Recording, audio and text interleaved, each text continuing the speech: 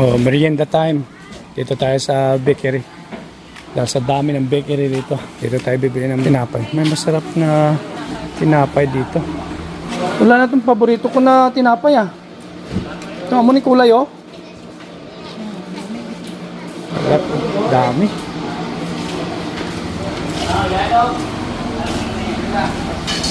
Ah. Wala na itong kwan. Yung paborito ko rito na brown. Ang kulay na tinapay. Parang ganito. Wala na yon? Ah, wala na to. Itong amo niyo, daw amo siya ba? Pula ba? Wala na to. Amo ito yung namit. Tigpila ni siya? 5-5? Ah, 5 ba? 5-20. Oh, 5. Tapos, ano pa ba? Kasi tig 5-20. Ito din. Ito 5-20.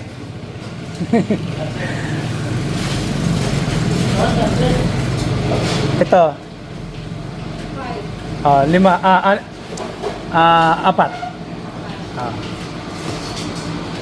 Yan. Yan na, tama na yan. Ito malaking bakery. Sa yung bahay ng kuya ko andyan, no? So, yung bahay namin dati, dito, ito. Pero dahil nasunog yung buong barangay, kaya halos wala natira. Ito mga bagong building na ito rito. After ng sunog. Itong bakery na ito, tagal na itong bakery na ito rito. Ano ka sa vlog ko ha? Salamat.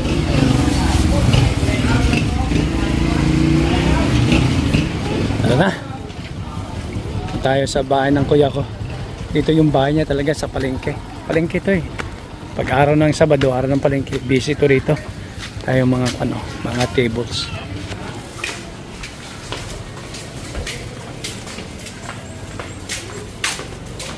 Talagang ganito yung palengke sa amin. Wala nang tao pag hindi Sabado. Pero pag Sabado, busy ito rito. Oh, magay ka sa vlog ko. Oh, yan. Yung mga neighbors natin dito. Ito, vlog to ha. Oh. Dito muna ako. Itong bahay ng kapatid ko, kuya ko. Yung aking manager sa farm. Hello? 5.20. Mumurang tinapay dito sa barangay namin, Ensaymada. Parang Ensaymada. Tsaka masarap talaga. Nabikiri dito.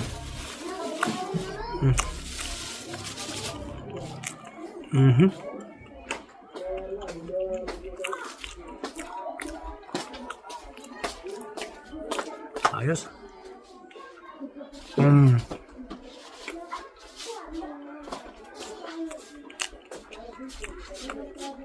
So, dito tayo sa karinderya.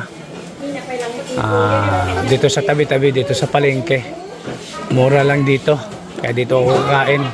Araw ng palengke ngayon. Yan. Ganda rito. Murang-murang pagkain. Yan o. Diba? So dito lang. Simplihan lang dito. So ito, isang kanin. Adobo. Gulay. Ayos. Solve na to. Cowboy si Japit Boy. Cowboy. Yan.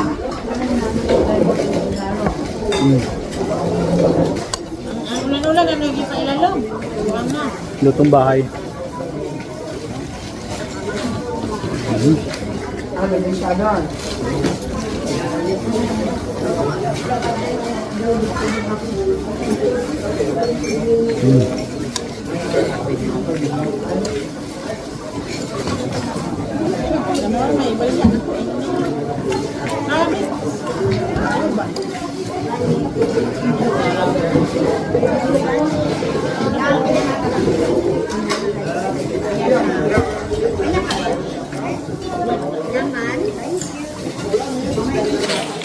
Tapos na akong kumain.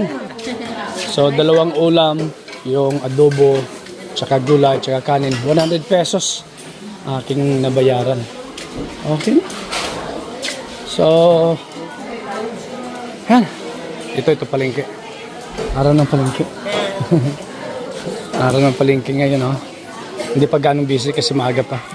Alas 7:30 pa lang ng umaga. Tapos na mag-almusal. So, time to akyat sa bukid. Para i-monitor yung bahay kubo doon. So, let's go to. Ano pagkawaan ng aso?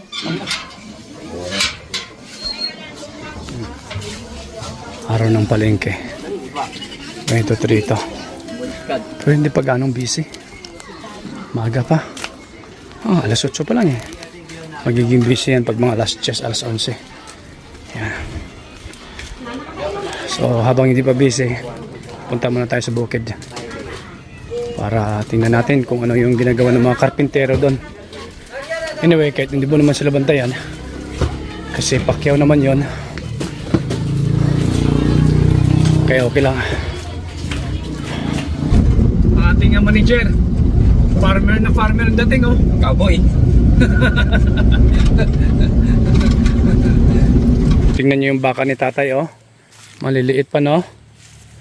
Oh. 3 to. Marami tong, 4 pala tong baka ni tatay rito. Yung kay kuya ko, alam ko kung saan nila pinampapastol. Saan sila. Ito yung mga maliit kay tatay ko to. Yan, 4. Yan.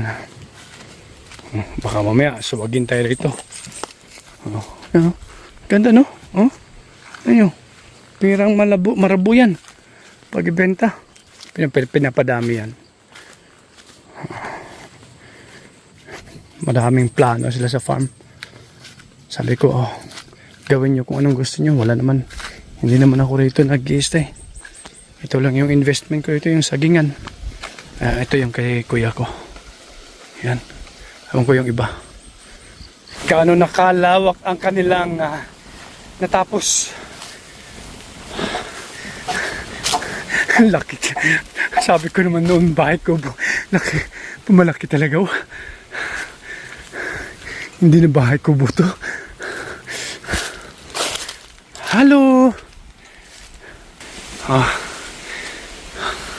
Mansyon na to eh. Brad. Mansyon na. Hindi pala matapos to. Hindi matapos to bago ako alis. Dito kami sa lilim ng Tarapal. Tarapal ang tawag ito sa amin. Kasama ko yung mga anak ni Pipit. Kasi doon sila kumuha ng kahoy. Palagay ko hindi nga matapos to. Kulang yung kahoy na in order kung ganito kalaki. So tingnan natin yung diskarte. So ito, may nagbanggit na bakit yung gap ng saging ay medyo malaki. Kasi hindi nyo nakita yung maliit between the gaps. Kasi nangyari, yung bagyong Tinyo, Tino ba yung Tinyo? Ito, nagkatumbahan yung mga saging din dito. Malaki yung ganyan. Ganyan. Tsaka yung followers, hindi din lumaki. Kaya ito, tinaniman namin ng bago. Ito bago to, oh. Yan. Yan, ganyan, oh. Pero yung merong followers, ganyan, 2 followers, oh. So, awan ko kung tatanggalin nila yung isa. Kasi, dapat ang followers, magpa-follow siya. Pag malaki na talaga yung isa. Gaya nito. Itong followers. Malaking puno, may followers, 1, 2. Pero alam ko tatanggalin ang isa nito. Yan. Tapos, pag lumaki ito, may follower niya naman na uosbong. Kung alagaan mo yung saging talaga, aabot siya ng 10 years. Kasi, pag cutting, may follower. Gaya nga nung isang followers natin sa YouTube. Parang, kung din pala, parang social media, may followers. Ito. Okay, 1, 2, 3. So maaaring ito patayin to. Ito patayin. Ito okay lang ata to. Kasi malayo naman sa isa't isa. Yan. So bawat puno ng saging may followers yan. Pag Laki na naman ng followers. May followers na naman yan. Yan. So ang gagawin mo, alagaan mo lang. Abono. Linis. Ito nakalilinis lang oh. Kita nyo. Paglaki niyan, may followers din yan. Ito dapat balutin na to oh. Tinanggalan na nga nila ng kon eh. Ng puso. Kasi pagtanggal ng puso, dapat balot kagad. Ito bakit di pa binalot to? Na-miss nila to oh.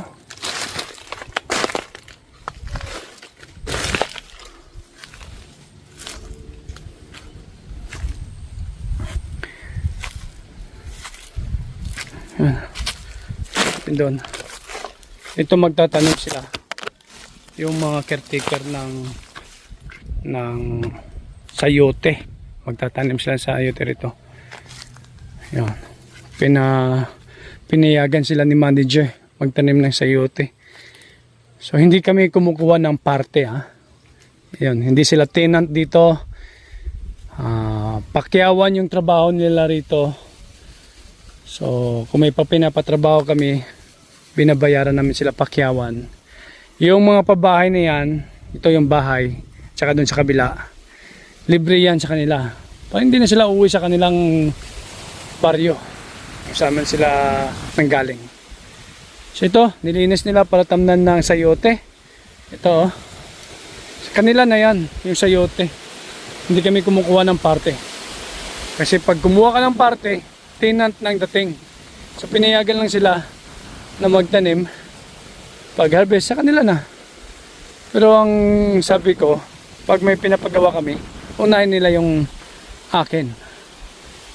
Yung pag round weeding, iba't ibang trabaho pa. So pakyawan yan sila. Gaya yung round weeding na yan, pakyawan yan. Sila lang ang nagtatrabaho. Yun, kanina nga, pasweldo na naman sa kanila. Kaya, ganyan lang dito. Kung kayong tatanungin, okay ba yung ganyang buhay dito sa probinsya? So, hindi gaanong kalakihan ng pera. Relax ang buhay, walang pressure, walang boss. Ikaw ang boss. Basta yung lupa, masarili pananim. Income konti. Pasweldo sa tao. Farm maintenance. Okay din. May manukan pa. Pwede nating hulihin yan. Para tinula. Oh. Aming manok dito oh. Pero hindi na amin yan. Hindi na kay kuya yan. Sa kapitbahay na yan doon. Ewan ko bakit na hinahayaan nila yung manok nila rito. Yan. Kasi may kapitbahay iba na yan oh. Tama itong boundary. Nakapaikot yan. Ako nung nabili kong lupang ito, pinabakuran ko kaagad. Nakabakod yan. Buong paligid yan. Nakabakod yan. Yung kabila na, iba na ang may-ari nun. Ito, iba na ang may-ari nito. Yan. Yan. So, inubos na nila yung mga kahoy doon. Yan. Kahoy ang ganito.